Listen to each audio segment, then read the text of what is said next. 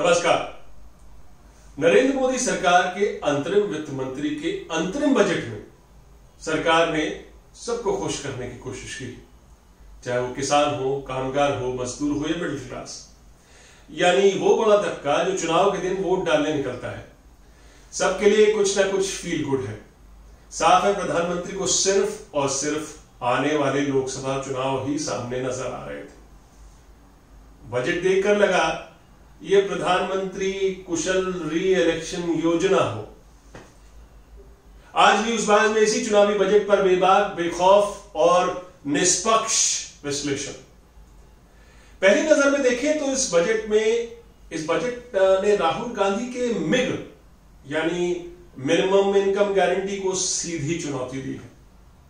चुनौती नहीं बल्कि कांग्रेस अध्यक्ष के मिग की उड़ान को धरती से मोदी सरकार के मंत्री पीयूष गोयल ने इतने तीर मारे हैं कि राहुल गांधी को इमरजेंसी लैंडिंग करनी पड़ेगी। बजट के बाद राहुल गांधी पार्लियामेंट से बाहर खड़े पत्रकारों से बचते नजर आए। तो क्या था इस चुनावी बजट में? 3 अहम बजट प्रस्ताव बन सकते हैं गेम चेंजर। क्या है वो? अव्वल, मार्जिनल या सीमांत और गरीब किसानों जिनके पास 2 हेक्टेयर की कम से भी कम भूमि है, उनको 3 किस्तों में सरकार 6,000 रुपए देने की घोषणा की है। सरकार ने इसी वित्तीय वर्ष में 20,000 करोड़ आवंटित कर दिए हैं और 75,000 करोड़ रुपए का अगले वित्तीय वर्ष यानी 2019-20 में प्रावधान भी किया है। यही नई स्कीम पिछले साल 1 दिसंबर से लागू होगी, यानी कि विद रिट्रोस्पेक्टिव इफेक्ट लागू हो चुकी है। पहली किस्त यानी कि बहुत जल्द ही सरकार कैश ट्रांसफर कर देगी किसानों के अकाउंट में। मोदी सरकार के मुताबिक करीब 12 करोड़ किसानों को इस स्कीम से लाभ होगा। 12 करोड़।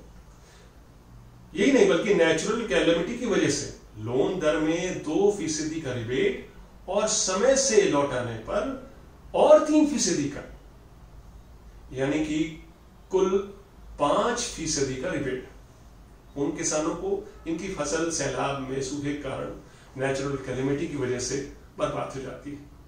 उनको अगर ऋण लौटाना होगा तो रिबेट मिलेगा। यही नहीं बल्कि एनिमल हस्बेंड्री में भी लगे छोटे किसानों के लिए भी सरकार लोन अदायगी में 2% और भी रिबेट देगी, और इसके अलावा भी 3% रिबेट अगर वो उन्होंने समय पे लोन अदायगी कर दी। दूसरा गेम चेंजर प्रस्ताव, अनऑर्गेनाइज सेक्टर में काम करने वाले लोगों के लिए भी सरकार ने मेगा पेंशन शुरू करने का फैसला किया है। ऐसे कामगार, ऐसे मजदूर, ऐसे छोटे छोटे धंधों में लगे हुए लोग, अनऑर्गेनाइज सेक्टर में खोमचे लगाने वाले, रिक्शा चलाने वाले, जिनकी मासिक आय 15,000 रुपए से भी कम है, उन्हें 60 साल की उम्र होने पर सालाना 3,000 रुपए की पेंशन मिला करेगी। मतलब मासिक तौर पे 3,000 की पेंशन मिलेगी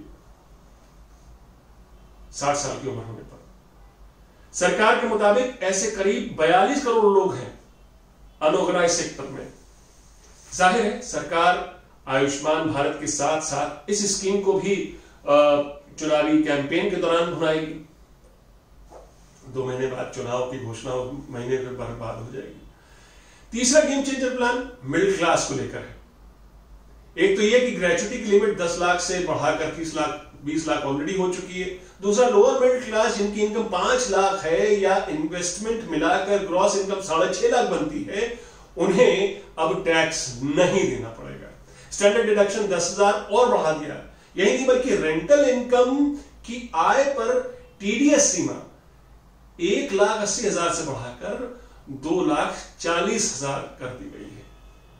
इनकम टैक्स रिटर्न अब सरकार का दावा है कि 24 घंटे के अंदर ही प्रोसेस हो जाया करेगा। ग्रेच्युटी की लिमिट पहले ही 10 लाख से 20 लाख सरकार कर ही चुकी है। व्यापारियों को भी जीएसटी में राहत पहले से दी थी, लेकिन अब क्या इससे, लेकिन सवाल यह उठता है कि जीएसटी सरकार की सबसे बड़ी फांस थी। इसकी वजह से चुनाव भी सरकार हाल फिलहाल की हारी, मध्य प्रदेश, राजस्थान, छत्तीसगढ़ में। अब सवाल यह उठता है कि क्या जीएसटी की वजह से व्यापारियों की परेशानियां कम हुई हैं। इसके अलावा भी कई सवाल खड़े हो रहे हैं। किसानों को 6,000 सालाना राशि देना, क्या ये उनके साथ ये भद्दा मजाक नहीं?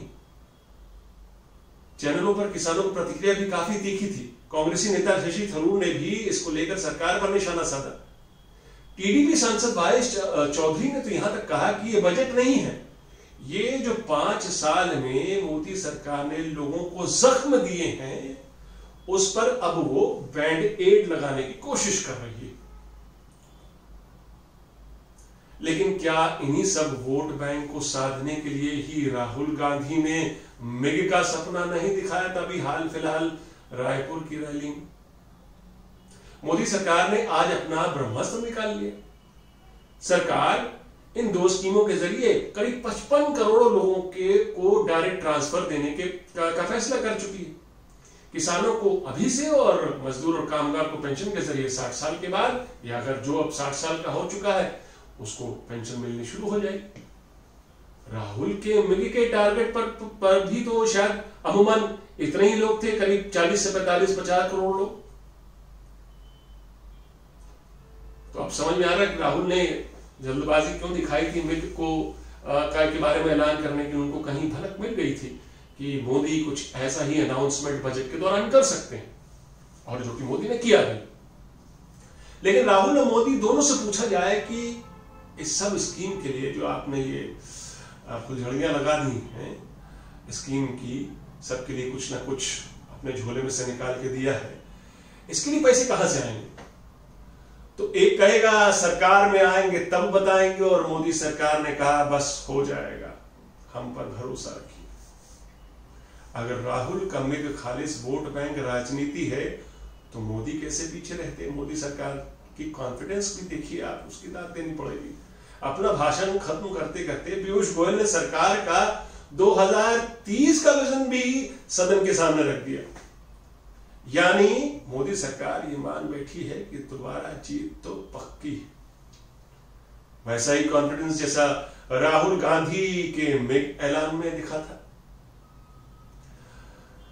लेकिन मुमकिन है आज मोदी राहुल से पूछें हाउ इज द जोश, लेकिन हम पूछेंगे मोदी जी कहीं ऐसा तो नहीं this is a case of too little too late. News बाज में फिलहाल इतना ही। जल्द फिर मिलेंगे एक नई खबर के नए विश्लेषण के साथ। तब तक के लिए नमस्कार।